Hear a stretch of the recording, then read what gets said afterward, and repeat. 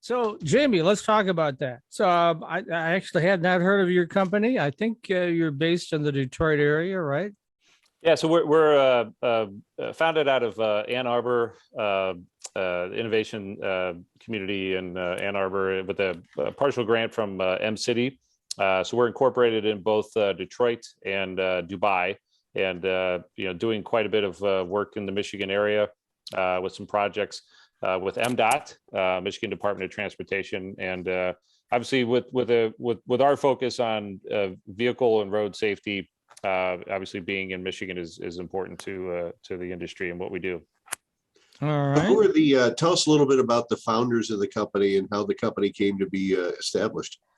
Sure. So our CEO and lead founder, Dr. George Aude, is one of the handful of PhD graduates from MIT every year with a PhD in artificial intelligence, and wow, took one of his co-developed patents with MIT about 5-6 years ago, and we've since have developed almost a couple of dozen now, and took that patent and started the company, and our key focus in that was initially on collision avoidance in the connected vehicle space, but have since it expanded into a number of different areas, including safety analytics as well. So there's 3 co-founders. Carl Jean-Bart is another co-founder who George and Carl work together in the analyst industry, and then a third co-founder, Dr. Amr Abfadal, is a PhD, has worked for all the three-letter security agencies here in the U.S., doing machine learning, vision types of things, and leads a lot of our technical work. Impressive cast of characters there. So, what people might not be aware of, they're aware of there's autonomous vehicles and they use sensors and all sorts of things to navigate on the roads and keep from running into people and cars and buildings and whatnot. But they may not understand that there also has to be a relationship to the roads themselves. Why don't we talk a little bit about that infrastructure? Oh, sure. So, the vehicle sensors are very good. They're excellent for the most part. There's still some challenges with some of the things they're doing, but if you look into the scale of true autonomy to get to autonomous vehicles and like kind of the Jetsons world, right? You really have to step away from just what the vehicle capabilities are, and the vehicle needs to talk to the infrastructure, because vehicles can't see around corners, they can't see around buses, they can't predict and anticipate what's coming from behind them and around the corner and those kinds of things. So what we call that is off-board perception. So anything that's happening outside of the vehicle, that's essentially what Dirk does from a software perspective by taking data from existing sensors, cameras, radar, traffic signals, at the intersection and even on the roadway, highway, et cetera, and providing that data to help do prediction, collision avoidance, understanding where near misses and those types of things are happening to help ideally add seconds back to that equation before a collision happens to help avoid it altogether, and or help understand where dangerous areas of the roadway might be so that they can be re-engineered to be safer. Okay, so I spent the 90s working for Crane's Detroit Business, and the publisher, since retired Keith Crane, used to tell a joke in all of his speeches that the electric car has been 5 years away my entire life. Now they're finally here, Yeah. but it took maybe 30 years longer than a lot of us thought it would, especially those of us who got to drive a General Motors EV1 back in the day, because that was really a pretty slick car. I sense a similar level of skepticism in some quarters about autonomous vehicles, that we keep hearing about them, but the date for full autonomy keeps getting pushed back. What do you see as the future for autonomous vehicles and the shift to autonomous vehicles, and over what kind of timeline do you think that's going to happen? Yeah, so like I said, if you look at the scale of to get the true autonomy of being a level 5, I think most vehicles are level 2, 3, 4 today. It's going to take some type of a federal effort to really make that happen. So as you see the push that with climate and that for the electric vehicle, right? So there's a big push there for the electric vehicle because of political forces at work, right, and what's going on. And so I think there needs to be a similar push for autonomous vehicle, and we have to understand that we can't rely on just what's happening on board the vehicle. It has to be a combination of vehicle and infrastructure working as redundant safety systems. What most industry experts kind of lean on is that they want to compare it to airline safety, right? They'll say in the last 10 years we've only had airline fatalities in 3 out of those 10 years. And where the airline industry gets it right is that they use both on board or on plane sensors along with ground sensors, right? So to truly understand what's happening from a safety perspective, that's how they get it right. And the same concept needs to take place in the automotive industry where, or just in the autonomous vehicle industry where, onboard and infrastructure work together to make it safe. And until we get to that, we're never going to achieve true autonomy. Because there will still always be, fatalities. Now, this current administration has made the effort to say, you know what, we're going to get to 0 fatalities. Well, if you're going to do that, then you better bring along the infrastructure with you, because if you don't, we're never going to get there. So is that the Vision Zero thing that I see in my notes? Is that what that is?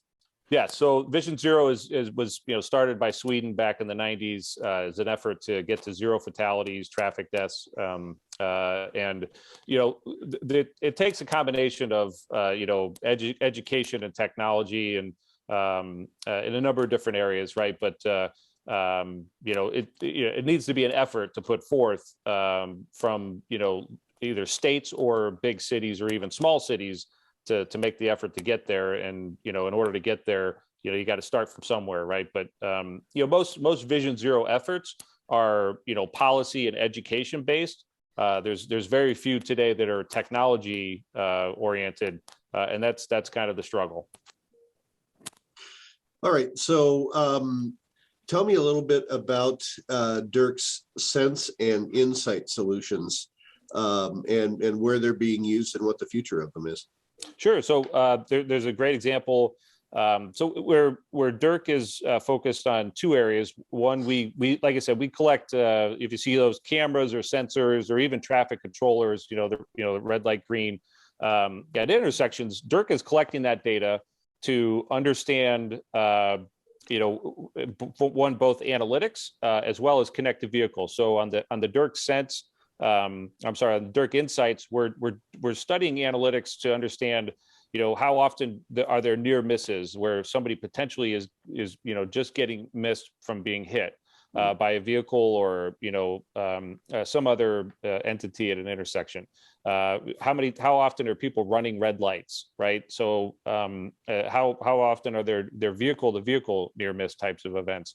How often are people jaywalking and what times of day are these things happening? Wrong way drivers, all these different events that cause problems. So that's on the analytics and insight side for Dirk, and we help to for departments of transportation, cities analyze that data and then take corrective action and make the roadway safer based on what that feedback is, right? Because we can't just sit out there and watch all the time and figure this stuff out.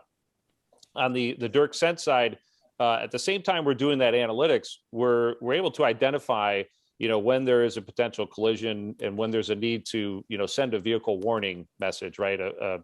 For a connected vehicle, or even to a flashing beacon, right? And then the next step now is we're even now taking the next step of going to broadcasting that to cell phones. So on the Sense side, it's because connected vehicles and autonomy is not just related to vehicles, but it has to be to the unconnected and those who are maybe even carrying cell phones, right?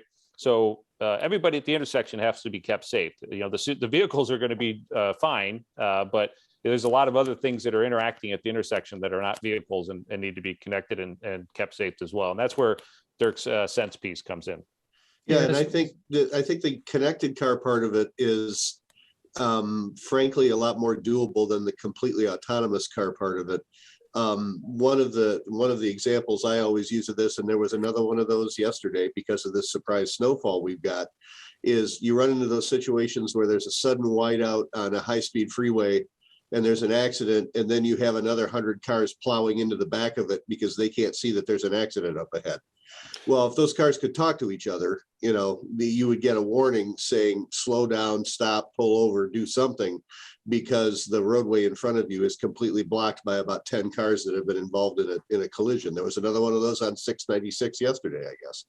So this one wasn't a very high speed one, though, so I don't think anybody was killed or even injured, but there were a whole lot of cars totaled. So, it would be good to be able to avoid that. Yeah, and the nice thing within the state of Michigan, so the Michigan Department of Transportation is deploying a couple of projects right now. One that we're heavily directly involved in on the M1 corridor going from downtown out to, I believe, Pontiac.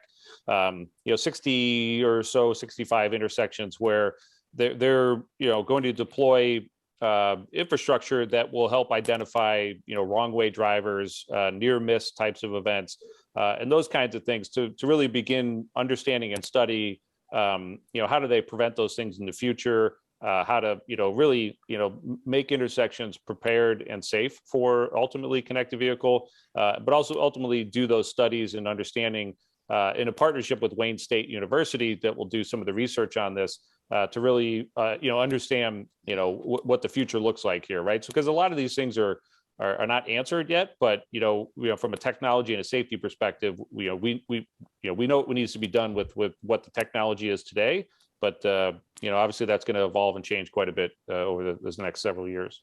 Mike, I haven't asked the Matt question in a while, but I would like to ask. Yes, I would like to ask in this case. Of course, this question is somewhat less pertinent now, since everybody who wants a job can have three. It would seem like. But back during the recession, I used to ask, "Are you hiring, and if so, in what skill sets? What kind of skills are you looking for?" Yeah, so we are. We actually just hired a professional engineer, PTOE in Ohio to help us manage some of our projects in Michigan. We're constantly looking for, and it's this is the thing we run into that's a challenge. We have a number of PhDs on board, and PhDs in this area, artificial intelligence and those kinds are very challenging to find. So we look globally for them. But this is part of the, there's a tech shortage of folks here, right? And this is a reason why Google and Facebook and Apple and these guys corner the market on tech talent here. So we're constantly looking for folks who have background in machine learning, app development, in some of these areas, as well as I just happen to work for a university where we've just added a program a master's degree in artificial intelligence. So absolutely, maybe I need to forward your contact information to those professors. No, that'd be great. We would love to. I think you can get my contact information, and we'd love to have a conversation on the side. Well, Okay. actually, Rod, that was the last question I was going to ask, as we're out of time, is how can folks reach out to Dirk? I know you have a website. I've looked at it. Sure. It's Derq.com, DERQ.com. And there's a number of videos there about what we do and some of the technologies we have. And then certainly you can find us on social media just by searching Dirk as well.